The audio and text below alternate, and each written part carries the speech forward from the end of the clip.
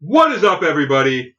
Today we got Michael, Joseph, and Brad here from Up Top Entertainment. And now, today, we're going to introduce our little segment we like to call Top Talk, where we pick a random topic that we feel like talking about, and we also play video games over it. Sometimes the games will, correspond with what we're talking about, like in today's case. And yeah, we hope you guys enjoy this little type of video. And today's topic is the state of first-person shooter games and why more and more people are starting to hate them in general and what we think should really be done about it. The question is, are first-person shooters going to shit? Yes. We're going to discuss that today with an example of Call of Duty World 5.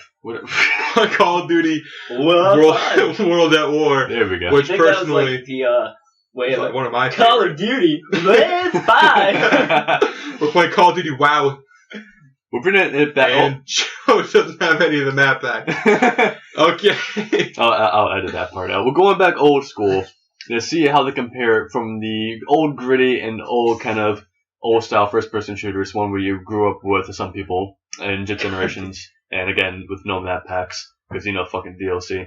And then moving on to newer ones like Call of Duty Black Ops 3, which is more fast paced, a lot of newer technology, very futuristic, and see how the still find a game and see how they compare pros and cons and what the new ones are lacking in stars like ambiance and gameplay and overall aesthetics. So yeah, personally this is one of my favorite Call of Duties.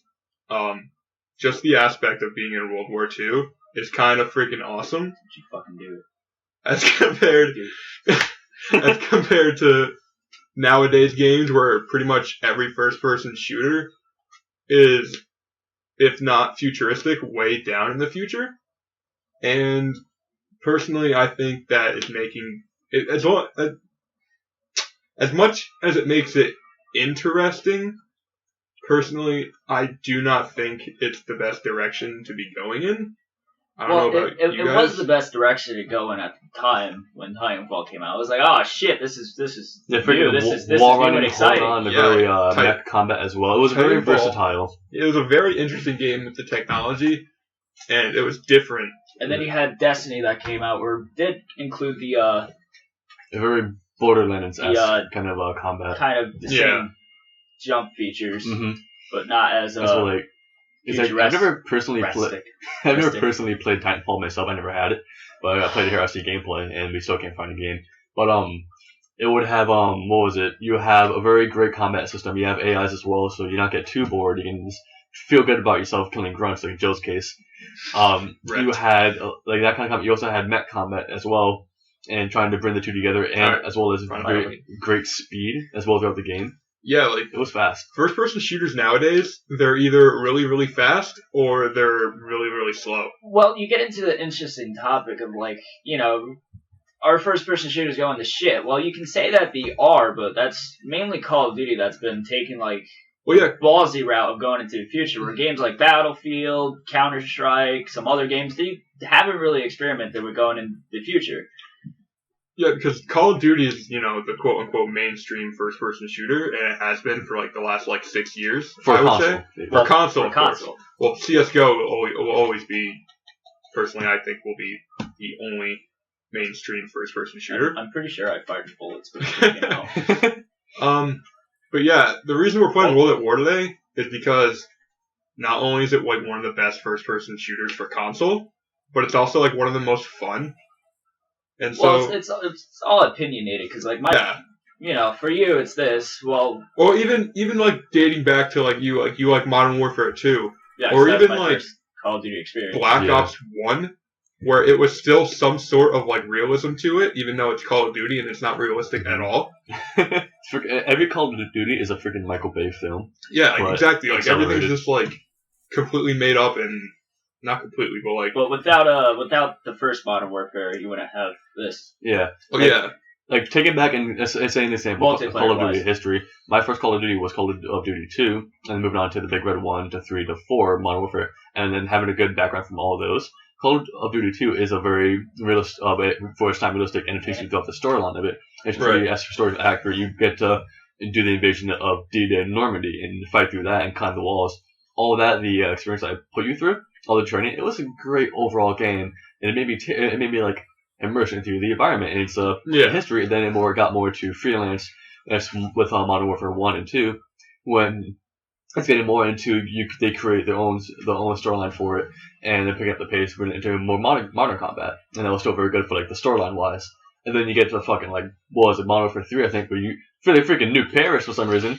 I think that was the one, and the Eiffel Tower goes down. Like, Modern Warfare 3 Modern Warfare 3 is sort of understandable, because as much as it's a futuristic, what could be considered a futuristic game, it's not too far down the road from Modern Warfare. It's still a modern, it takes place like a couple years from now. I think the problem with 3 was that I was trying to be more over the top than 2 was. Mm-hmm. Well, yeah, because Modern Warfare 2 was such an amazing game, and so they tried like their hardest to try and top that in some sort of way. And yeah, at the time, some sort of futuristic type like kill streaks or technology and stuff like that. That was actually pretty cool at the time. But then, what was after Modern Warfare? It was Modern Warfare 3, then Black Ops 1, and then Ghost? Black Ops 1, then Modern Warfare 3, then Ghost. Black Ops 2 was before Ghost. Mm-hmm. Right. Well, Black Ops 2 is like really the game that took technology and futurism over the top for at least the Call of Duty franchise. Yeah. And it still went over the top in the future. It was way over the top. Also, the fact that I feel like they just, ever since, let's say, after they stopped once Modern Warfare 2, and then, or after Modern Warfare 2, they call it the campaigns and just the storylines, they just went to like all out shit, and I don't feel as involved. I don't feel as like much of a connection, like being an RPG or like over that kind of gameplay person myself who enjoys the aspects of being able to like feel emotion and feel bad about my choices in the game, and like like Call of Duty games or even a lot of games in general just don't have that like initiation to really make a decent campaign unless you're Bethesda and you're making like I'm not meaning for Call of Duty it's a shooter. I'm not going to expect like a Mass Effect or an Elder Scrolls kind of immersion where you make your own choices, script that goes behind games.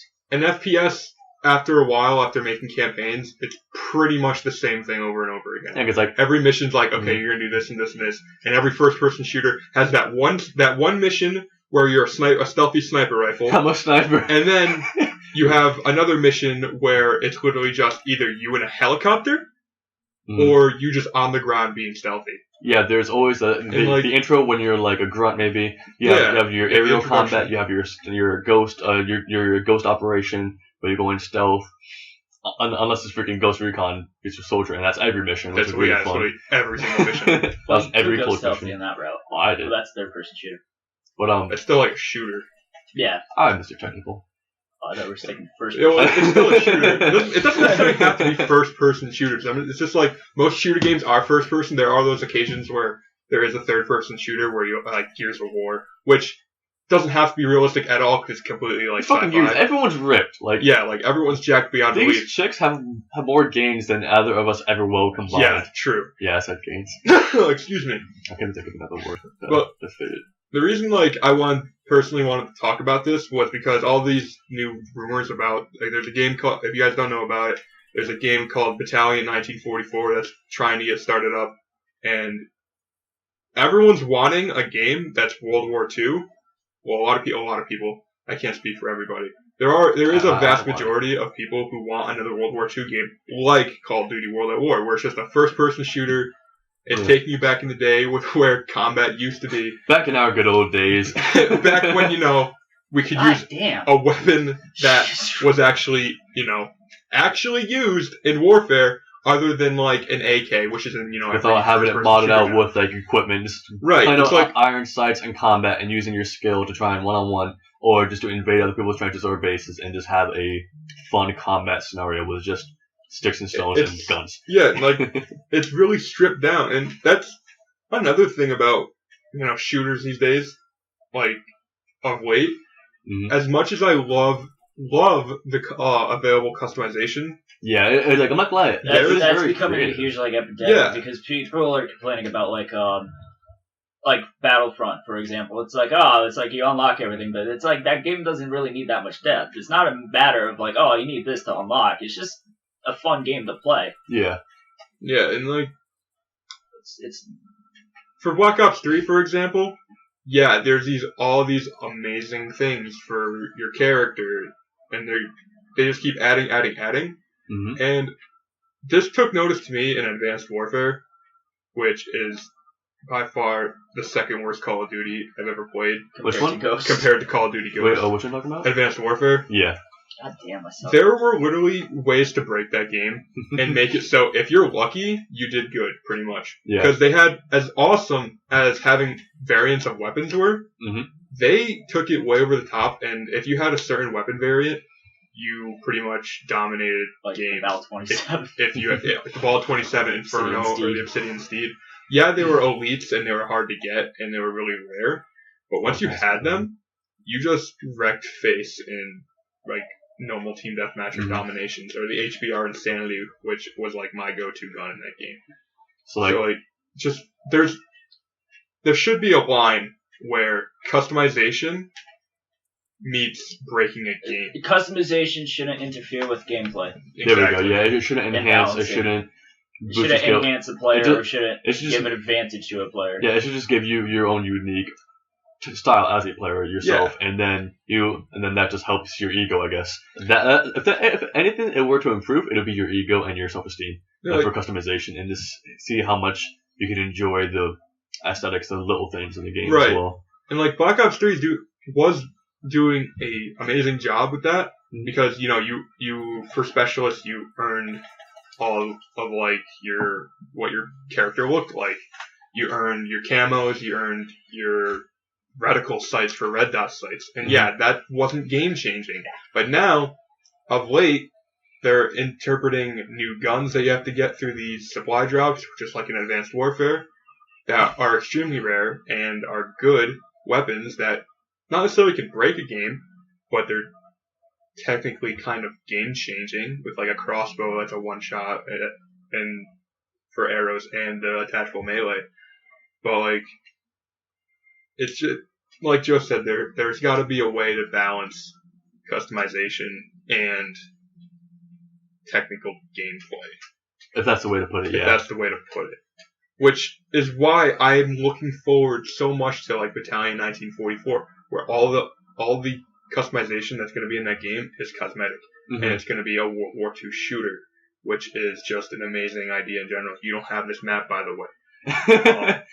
It's actually free. It's a free map. But But so like overall, like so bring it back to like the first person shooter aspect and what makes it a good shooter. What do you generally look for in a good shooter that would be over the top? Me personally, I would like to see some of the older Call of Duties be brought back to the Xbox One. So, like for example, I would love to see Infinity Ward. Okay. I don't think this would happen because they had issues with the third game, but I would love to see a trilogy come back to the Xbox One, where it's like a trilogy of the Modern Warfare series. I think that would be pretty cool to see. So, reamped versions of like the older Call of Duties. How about you, Mike? What makes a good first-person shooter in like your eyes? Overall, like if you ignore graphics and all the visual aspects and aesthetics, well, visuals are just gonna get better and better. Yeah, like I don't care. Even like it can be old games like this, it'll still play amazing. What matters to me is like versus the shooter. It's go to team. It's go to multiplayer, for example, like team versus team.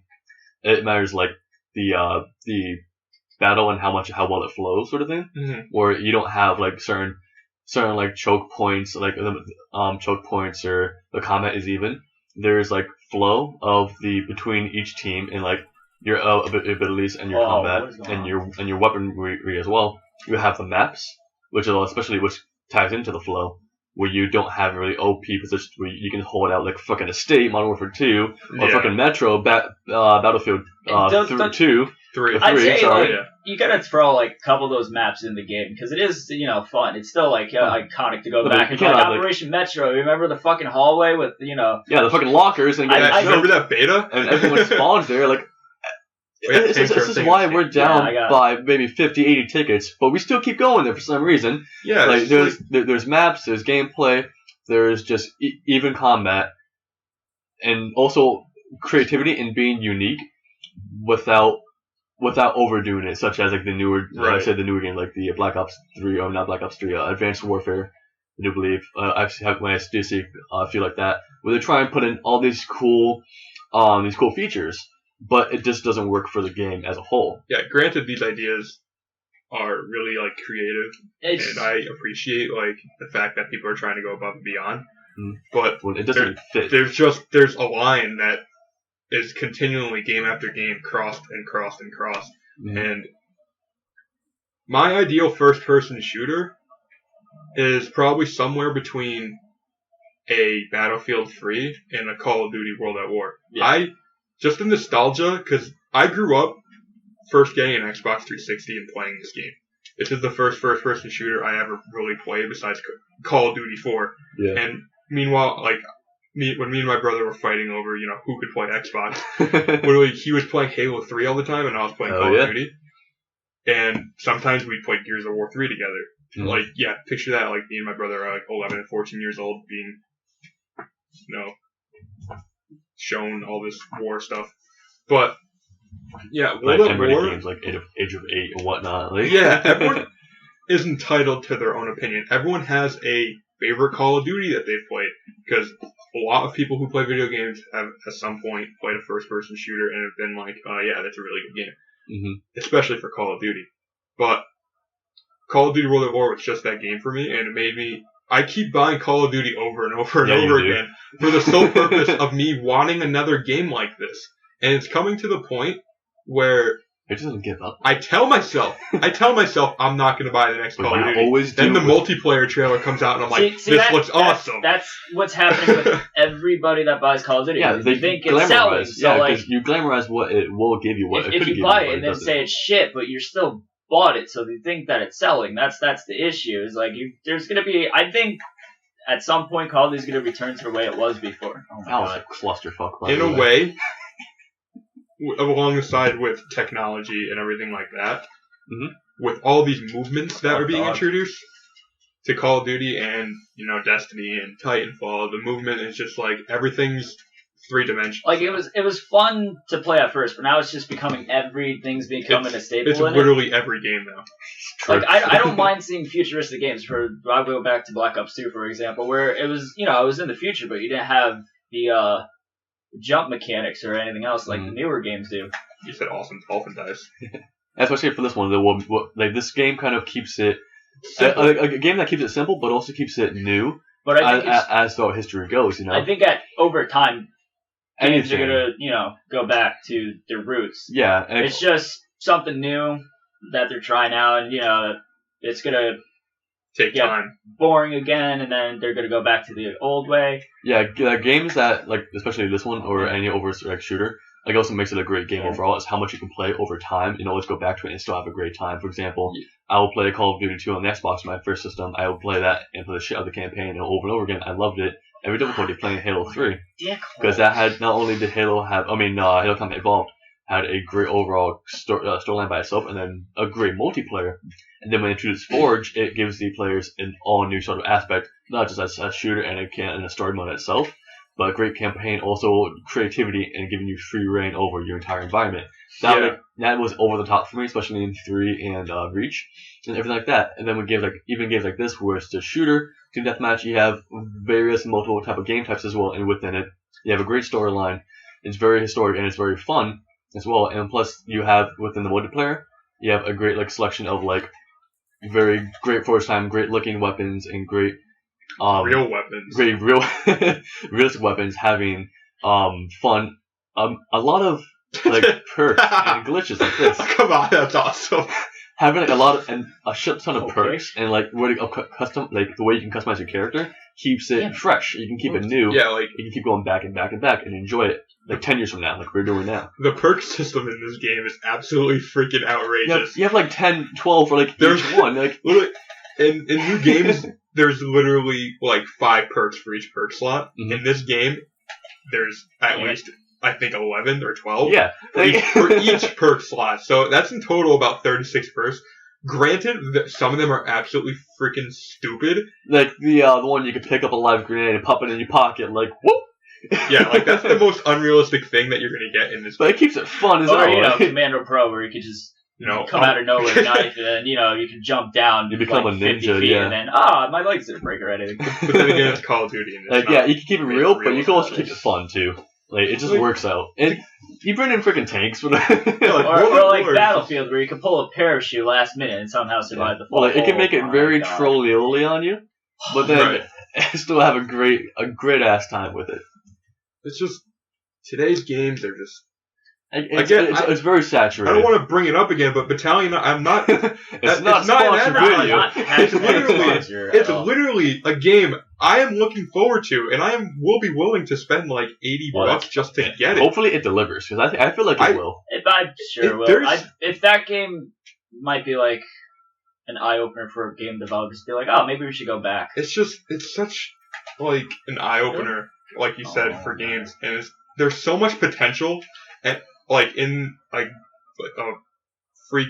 I don't even know what to call it. You can do it, buddy. An outside company, making a first-person shooter and trying to make it big. Here's another thing that's getting really annoying with first-person shooters, and not just any first-person shooter, but like first-person, third-person, any game. It's just buying a game completely broken out of the box, like Battlefield 4. You buy a $6 game, but you have to buy a $60 game, DLC to make it but good. It's not that. It's just you buy a $60 game and it's barely playable. It's not even ready. Like I don't know how many compatibility packs there were for Advanced Warfare. I know there's like Battlefield 4. Advanced Warfare. I feel like they pretty much just gave up at some point because there was no way in there was hell no saving it. There's no way in hell that they could have tried and balanced the Ball 27 or the HBR, which were like the 2 best guns in that game. Yeah, drawing it back to current games like Black Ops 3, the last time I played it, there weren't really broken guns. No? In all honesty, yeah. Everything was pretty... Oh, you get killed by the Razorback. Oh, that gun's overpowered. Oh, you get killed by, the arc set... The KN4... Whatever that AK... The AK gun is. Oh, that's overpowered. Oh, I'm gonna get killed by the Kuda. Oh, that gun's overpowered. If you keep bitching about guns being overpowered, that means no gun is really overpowered. So, yeah, I appreciate freaking Black Ops 3 really narrowing it down to where the balance is, and I feel like... You might press X, you don't have this map. Playing a game that was completely unbalanced, so from Advanced Warfare... Advanced Warfare, you don't have this map either. Advanced Warfare was horrible. Call of Duty Ghost was freaking horrible, because that... don't want to freaking talk about that shit. Ghost just changed, like, the mechanic of, like, the feel. They try to go really fast-paced with it. Again, Infinity Ward, trying to go over the top. Literally, Infinity Ward, just get your shit together, please. Go to Treyarch for help, because in my opinion, Treyarch has made the best Call of Duty games. And then...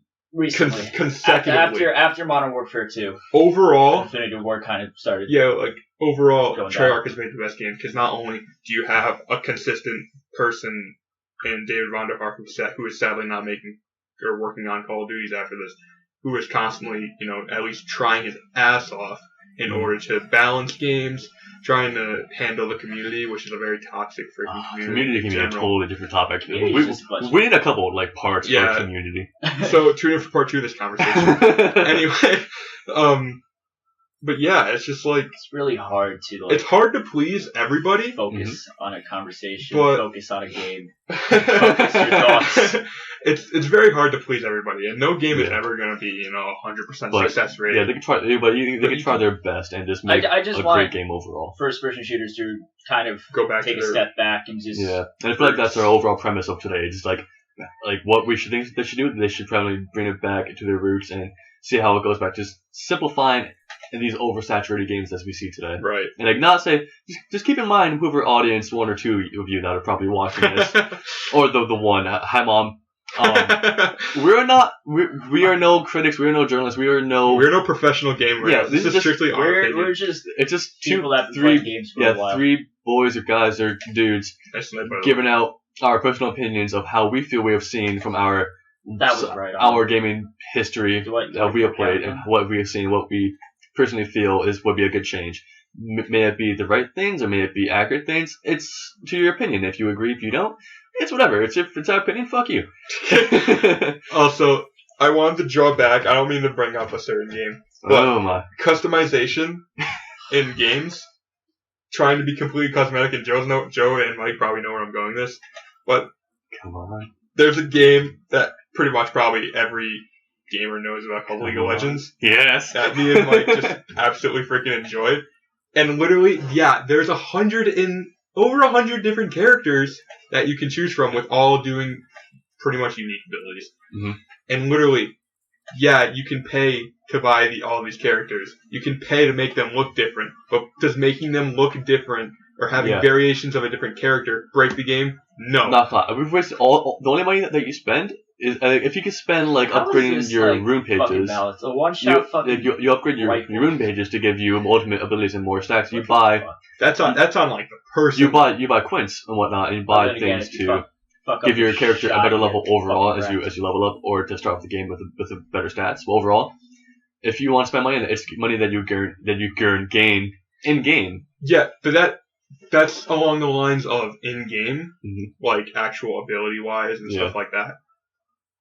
On a cosmetic standpoint, you get to the point where, oh sweet, I want to spend $5 for this skin. It's going to make all my abilities look different. It's going to make my character look different. It's pretty much you shouldn't pay to win. Exactly. There we go. Like to make your stats better in League of Legends, you need to play the freaking game. You need to buy them with the in-game currency, and there's literally no way to make your stats better by paying money. Mm-hmm. And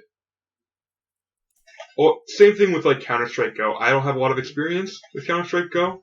I don't know how the customization works. I don't know if there's any variants, but I do know there is a shit ton of oh my lord! I don't know, a shit ton of customization with like camouflages and stuff like that. But yeah. I think that wraps up for now, at least. Got this match. We may have digressed at some points here and there, especially been in the league, but it's still overall a great premise. That's probably going to make its way into every conversation. Yeah, me and Mike play League of Legends like a lot. Yeah, we probably will have a top talk. Be ready eventually about League of Legends. And then Joe's is going to be handing out. Play like that. Joe will just like play Smite or something. But I think that would do it for our top talk of today. Well, I still. Well, Joe finish up his game. Last comments.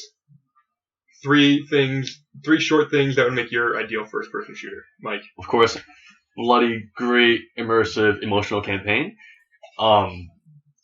Let's see, great creative aspects and weapons and such as that, and also balanced and let's say balanced flow, such as that. I enjoy flow and just the way it handles flow and replayableness. Let's put it that way. Joe, top 3 things that would make your ideal first-person shooter or shooter in general. Probably has to be modern. I'm really big into modern shooters. Balanced is number 1, and number 3. Well, number 2, modern, number 3. Modern is like number 3. Yeah. I don't really need it. Number 1 is definitely being balanced and shit. It's a third one. I don't know. Just fucking not broken out of the box. There we go. One that's made right once it's released. One that I can play and not have to worry about updates constantly. Right. Well, for me, anything during World War II.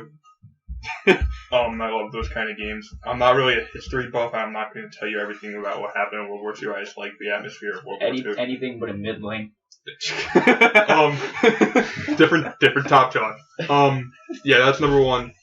Replayability I really like because World of War is such a nostalgia game for me. The replayability is just endless as long as you don't get into hacked lobbies, which luckily we did not get into. Surprisingly. And 3, I'd say, customization to a point where it's completely cosmetic. like in League of Legends or, CSGO or anything like that. But I think that was my first time playing. Wow, 3. Yeah, surprisingly, after all these years of Joe playing Xbox, he's 5. the only Call of Duty he hasn't really played is World at War, which explains. Well, I had it for the Wii, but I never played multiplayer. That's true. That's where you went wrong. You played an FPS on the Wii. I thought a Wii was. We hope you enjoyed this video. Remember to leave a like. Alright. Possibly subscribe if you want to. Tell your friends, all that kind of jazz. Links to our Facebook page and Twitter will be in the description below, hopefully. If we can figure that out. Still working on it, by the way. Leave comments about what you guys think of this video. If you guys have an opinion, which I know you do, about the state of shooter games in general. Anything else? Future topics coming soon about Top Talks. League of Legends, we mentioned before, me and Mike are really into, as well as Magic the Gathering. If you guys like Magic the Gathering, me and Mike are also really big into that. As Joe should be. As Joe just squinches and get on that goddamn train soon. Intro is getting really long again. Okay. We will see you guys in the next Top Talk. Let's say outro. Or next video in general. Hope you guys enjoyed. This has been Up Top featuring Michael, Brad, and Joe. And we will see you guys later. Bye-bye.